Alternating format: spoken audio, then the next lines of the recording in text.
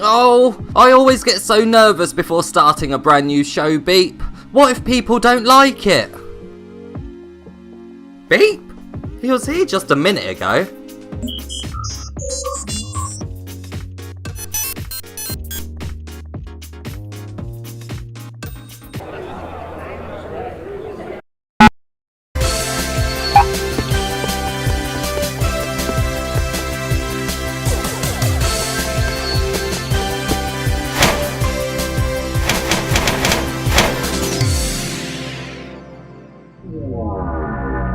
Welcome to the first episode of You're in the Spotlight. In this news show, me and Beep gather up some of your comments that you leave on our videos and reply to them in more depth. Let's see who is first to appear in the spotlight.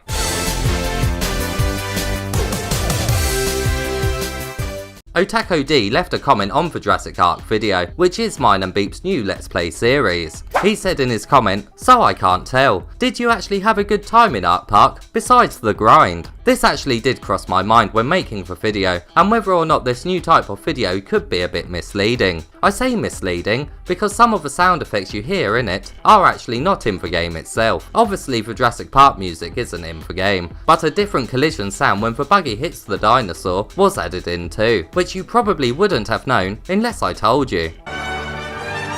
Here it comes! Oh no! Here it comes! Oh no! They are added in for a more comical effect, and in this case, a literally more impactful one. So moving forward, I would suggest you try to see these new types of videos as more of a fun and entertaining viewing, rather than using them to help you decide whether or not to purchase a game. All the things you need to know will of course be in my reviews, and my Ark Park one is coming to the channel very soon. Also with my live streams, I do try to be as entertaining as possible, even if it is a bad game, as me moaning for the entire time isn't much fun for me, and I'm sure it's not for you guys either. So my extra enthusiasm here could sometimes come across as the game being a bit more fun to play than it really is. It certainly all comes down to a balancing act, especially when I play upcoming games that haven't been released to the public yet. That's why PSVR World's motto has always been informative entertainment. Shut up, Beep! I didn't know how to end the reply. On to the next spotlight appearance.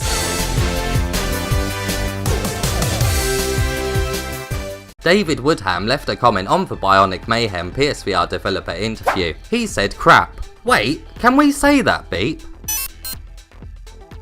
He said not very good. I hate third person on VR. I do see this comment pop up on the internet quite a bit. A lot of people do certainly share the same opinion, but personally, I love having third person games on the system. It brings so many different types of games that we get to experience, as they do come with different control methods. However, there is one thing that I do think is still quite in an experimental stage for VR in these games, and that's your actual position, and what effects it has on the world around you, not only physically, but also storyline wise. Take Moss for example. Her world is tiny below you, which makes you feel like a giant, but when you look up at the scenery all around you, you do feel incredibly small. At times, I felt that it didn't quite blend as well as what the game was going for. The trees towering above you made Quill appear even smaller than a mouse actually is. Don't get me wrong, it's a gorgeous and surreal world to look at, but the size of everything did feel slightly off at times. Your presence is actually known by Quill,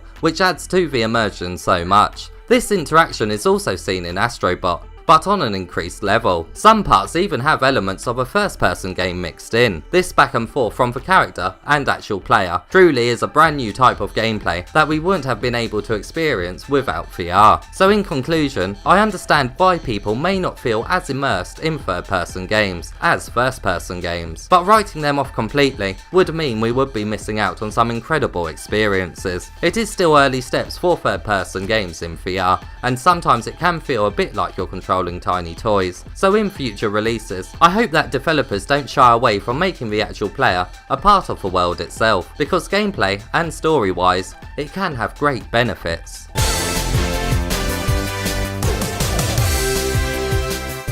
That guy is Will VR left a comment on the Apex Construct contest video, which said, "I love how you're focusing more on comedy and animations now." When we entered 2019, I had a look back over the channel and saw that in 2018, I had just been focusing more on quantity rather than quality, which is something I really want to change this year. It does take me and Beep quite a while to present in the way that we do, so uploading daily isn't really possible. When the channel first began, I wasn't uploading as much as what I do now, and it actually made each of the videos higher quality, not only because there's more time to edit, but also because I was able to leave ideas in the mind oven for longer. It's so much better for ideas to flow naturally over time for these style of videos, rather than forcing them out constantly. Me and Beep do feel bad when there isn't daily content though, especially as we have Patreon supporting us, but this year we do think it's best to go back to our roots and focus more on PSVR World's motto, quality over quantity. Not that many, Beep.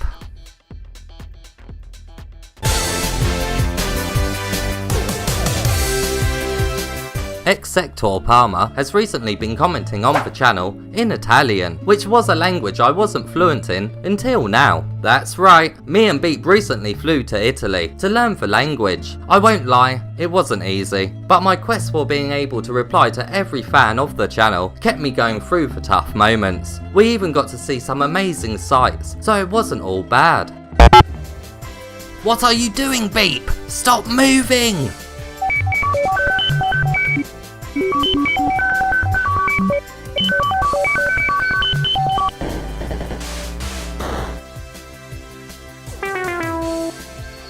Beep, come back! I'm sorry! I won't put that part in the video! Beep! Beep!